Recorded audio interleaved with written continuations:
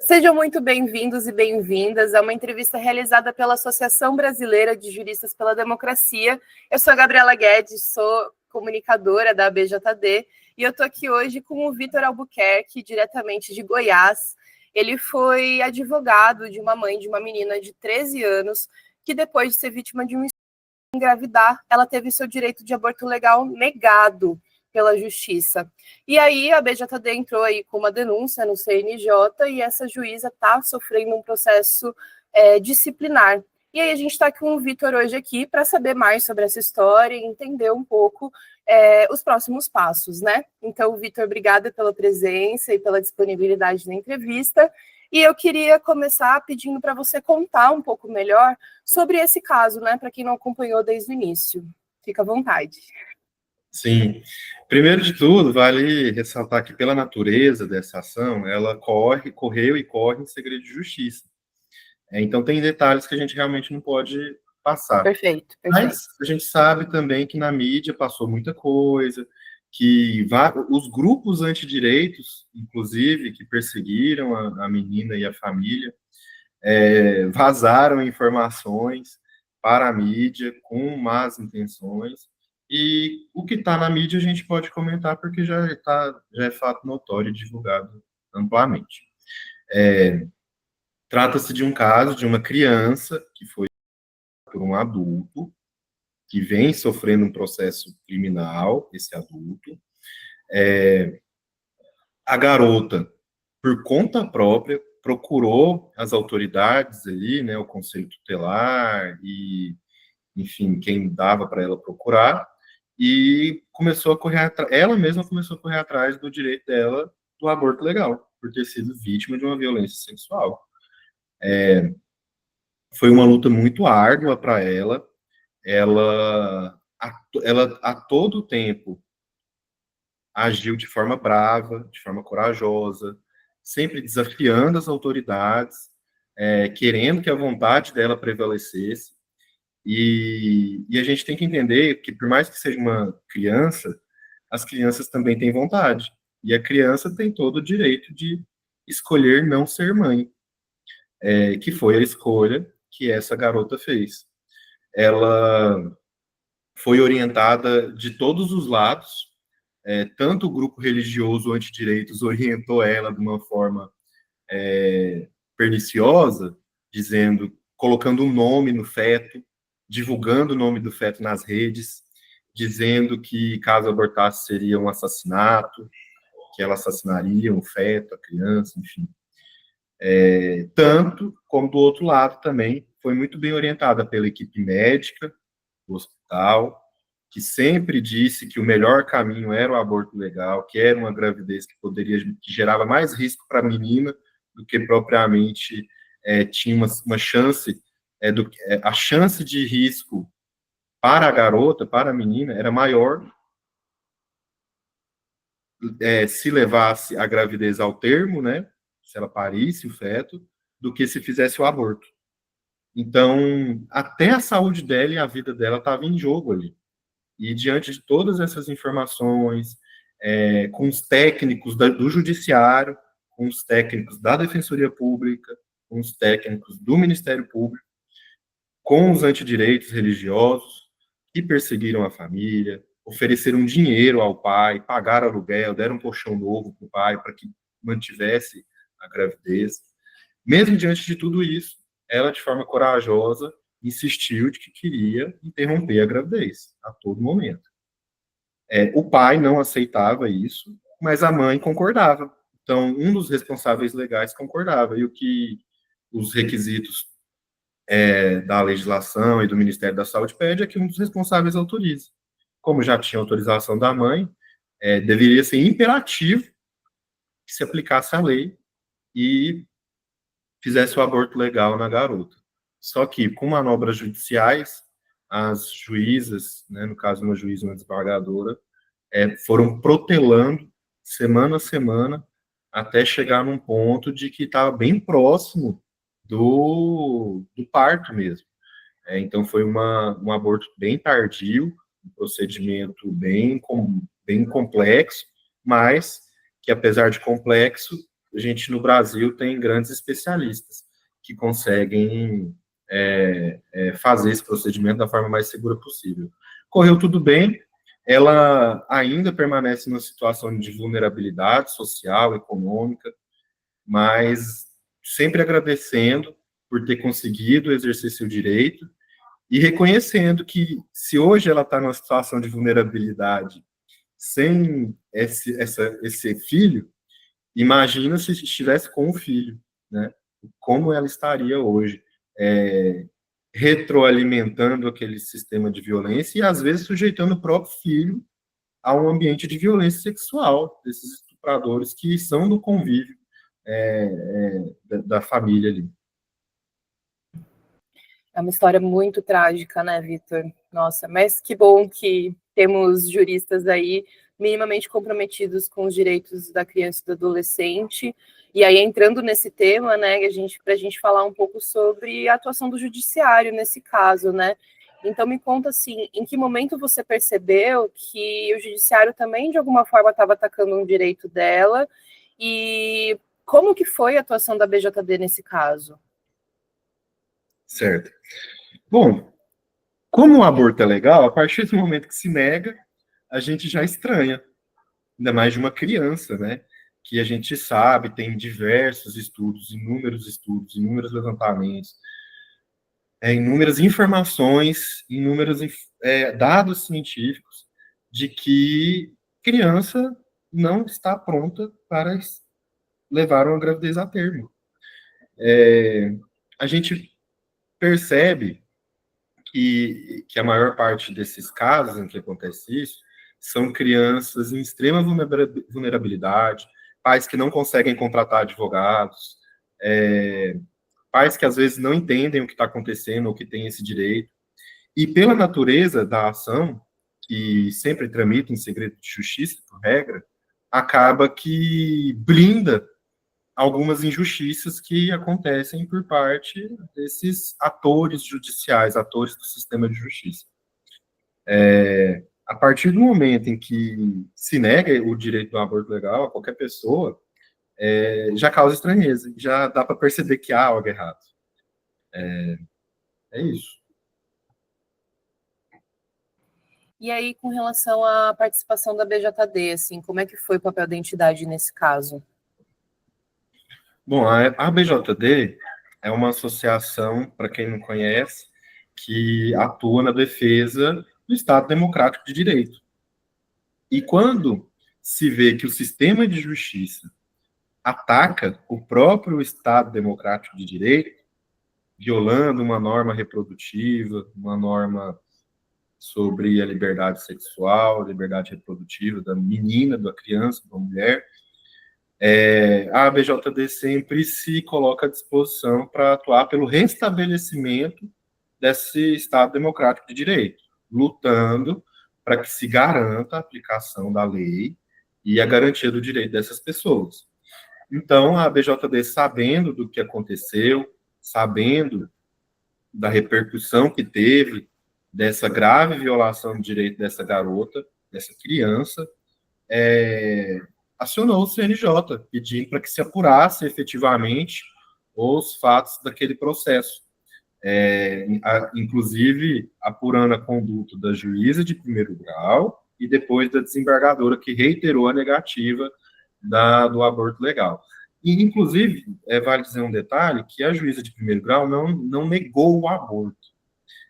Na verdade, ela assim, negou o aborto legal, né? Mas, na verdade, ela sugeriu, ou impôs, na verdade, que fizesse uma cesárea e que tentasse, ao máximo, garantir a vida do feto. Então, seria tipo uma cesárea compulsória da criança para que ela pudesse ter o filho, que parece até um pouco, parece não, é bem mais absurdo você submeter a uma cirurgia compulsória uma pessoa que nem quer ter aquele filho. Muito grave, né? E aí, então, o Conselho Nacional de Justiça entrou, né, com um processo disciplinar, né, com relação a essa juíza e a desembargadora. E aí eu queria saber qual a sua avaliação, né, em relação a esse processo e se você acha que isso sinaliza uma possibilidade de uma transformação do sistema de justiça? O que significa esse processo do CNJ para a justiça brasileira? O CNJ, por mais que sempre tenhamos críticas aos julgadores, né, porque estão ali sujeitos a isso mesmo, a crítica, mas o CNJ ele vem atuando, pelo menos nesses casos, de uma forma legalista. Eles vêm cumprindo a lei, assim, não fazendo nada de mais, nada de menos, cumprindo a lei. E a gente vê com a própria votação para a instauração do procedimento disciplinar dessas magistradas. Foi unânime a votação, e a gente vê que os critérios utilizados para afastamento e para abertura do processo disciplinar são objetivos, não tem nada de subjetivo. Aponta-se o artigo da lei orgânica da magistratura que foi violado, toma a medida que está prevista processualmente, administrativamente. Então, a gente percebe que eles estão sendo legalistas. A gente sabe que o CNJ não é composto somente por magistrados, conselheiros, conselheiras, que são pró ou contra aborto. Eles não deixaram que essa questão entrasse na hora do julgamento, porque não faz diferença. O que eles estão ali para apurar é se as juízas cometeram uma falta disciplinar ou não. Então, de forma acertada, eles abriram um procedimento disciplinar. Eu não creio que isso transforme o sistema de justiça, até porque a gente viu um caso também tão grave quanto lá de Santa Catarina, em que a juíza teve uma pena de desagravo. A juíza acabou com a vida da menina, acabou com a vida da mãe, fez a menina ser torturada, separou a mãe da filha, perguntou para a criança se ela aguentava mais um pouquinho a gravidez e recebeu um desagravo. Então, assim, você acaba com a vida de uma família, de uma pessoa, e recebe uma pena de desagravo. Na minha visão, na minha percepção, isso é a confirmação de que o sistema de justiça optou por um sistema pró-estupro, pró-estuprador, pró-violência institucional, contra a liberdade reprodutiva e sexual das mulheres e das meninas. E isso é uma opção, porque eles poderiam ter tomado outro caminho, mas não. Confirmaram a violência institucional, não só confirmaram, como disseram que a violência institucional cometida contra essas meninas não é tão grave que mereça uma punição maior, né? Uma suspensão, talvez, ou às vezes até uma aposentadoria compulsória. Que, na minha visão, a partir do momento que você acaba com a vida de uma pessoa, com uma simples decisão, a aposentadoria compulsória não parece nenhum exagero. Perfeito. Eu ia te perguntar mesmo, assim, né, o que esse caso nos ensina de alguma forma, né, com relação ao sistema de justiça. Mas aí, olhando para frente, né, o que você acha que o judiciário deve fazer, então, para reforçar a defesa desses direitos, né, das mulheres, especialmente vítimas de violência, em relação também aos direitos sexuais e reprodutivos, né? Quais são os mecanismos que podem ser adotados nesse sentido? É uma coisa que eu estava pensando antes de entrar na entrevista, né? Como homem, como responder essa pergunta como homem. Mas não tem fórmula certa. Se a gente tivesse a fórmula certa, talvez a gente poderia até concorrer a um Nobel ali, né? Mas o que a gente vê que funciona e o que a gente vê que traz resultados é a educação. Levar a educação para os magistrados, para os promotores de justiça, mostrar que já tem ciência que comprova que esses direitos são importantes para as mulheres, que garante vida, garante saúde, que o nosso sistema é machista, que o nosso sistema é violento para as mulheres e que há uma desigualdade histórica, flagrante, e que a gente não tem uma previsão de quando essa desigualdade vai, ao menos, diminuir. Então, eu acredito que com educação, tanto para esses atores do sistema de justiça, como também para a população, principalmente a população mais vulnerável, para que elas saibam que existe o aborto legal, que elas possam confiar nas instituições, que as instituições tenham uma imagem de que vão cumprir com a lei. Tudo isso ajuda. Agora, diante desses casos, uma pessoa que fica sabendo do que aconteceu e sofreu violência sexual, ela vai pensar duas vezes antes de procurar a justiça. Ela vai preferir resolver por conta própria. E aí, a gente sabe que resolver por conta própria não é tão seguro quanto um sistema de saúde com pessoal qualificado para fazer esse tipo de procedimento. Então, é isso. Eu vejo que a educação, a princípio, é um bom caminho, mas que realmente não tem uma solução pronta, né? A gente tem que buscar nesses próximos tempos aí, com muita luta. A gente não pode se calar, não pode aceitar que essas coisas aconteçam calados e deixar passar. Deve ser combatido, deve ser denunciado.